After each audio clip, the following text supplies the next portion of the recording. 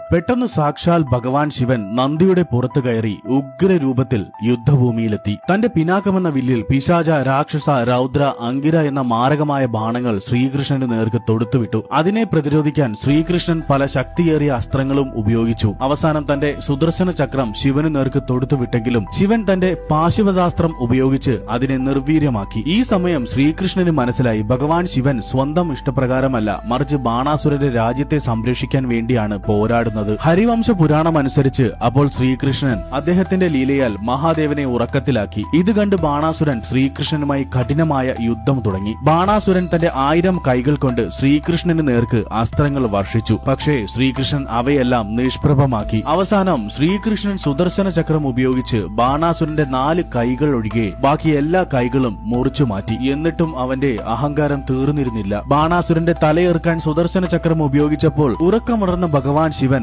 അതിനെ തടഞ്ഞു നിർത്തി. ബാണാസുരന് മാപ്പ് നൽകണമെന്ന് അദ്ദേഹം ഭഗവാൻ ശ്രീകൃഷ്ണനോട് പറഞ്ഞു. അങ്ങനെ ഭഗവാൻ ശിവനും ശ്രീകൃഷ്ണനും പരസ്പരം സംസാരിച്ച് യുദ്ധം അവസാനിപ്പിക്കുകയും ചെയ്തു. ഭഗവാൻ ശ്രീകൃഷ്ണൻ മഹാദേവനെ ആദരവോടെ നമസ്കരിച്ചു. ബാണാസുരനും അനിരുദ്ധനെ തടവിൽ നിന്ന് വിട്ടയക്കുകയും തന്റെ മകളെ അനിരുദ്ധന് വിവാഹം ചെയ്തു കൊടുക്കാമെന്ന് സമ്മതിക്കുകയും ചെയ്തു. അങ്ങനെ ബാണാസുരന്റെ അഹങ്കാരം ഇല്ലാതായി. ശിവജ്വരത്തിന്റെ ഫലമായി അബോധാവസ്ഥയിലായിരുന്ന പ്രദ്യുമ്നും ബലരാമനെയും ശ്രീകൃഷ്ണൻ ചില മന്ത്രങ്ങൾ ഉരുവിട്ട് ഉണർത്തി. അവരെയും കൂട്ടി ശ്രീകൃഷ്ണൻ ദ്വാരകയിലേക്ക് മടങ്ങി. ഈ യുദ്ധത്തിൽ ആരും തോറ്റതുമില്ല, ആരും ജയിച്ചതുമില്ല, മറിച്ച് ധർമ്മം അധർമ്മത്തിനുമേൽ വിജയം നേടി. ബാണാസുരന്റെ അഹങ്കാരം നശിപ്പിക്കേണ്ടത് അത്യാവശ്യമായിരുന്നു. മഹാദേവനും നാരായണനും പരസ്പരം ഒരിക്കലും വേർതിരിച്ച് കാണുന്നില്ല. രണ്ടുപേരും പരസ്പരം തങ്ങളുടെ ആരാധകരായി കണക്കാക്കുന്നു. മഹാഭാരതത്തിലെ ദ്രോണപർവ്വത്തിലും ഭീഷ്മപർവ്വത്തിലുമെല്ലാം ഈ 2 ദേവന്മാരും തങ്ങൾ ഒന്നാണെന്ന് പലതവണ പറഞ്ഞിട്ടുണ്ട്. മഹാഭാരതത്തിൽ ശ്രീകൃഷ്ണനും ശിവനും തമ്മിലുള്ള ബന്ധം ഒരു ഭക്തനും ദൈവവും തമ്മിലുള്ള ബന്ധം പോലെയാണെന്ന് ശ്രീകൃഷ്ണൻ തന്നെ പറയുന്നു. ശിവൻ അനശ്വരനും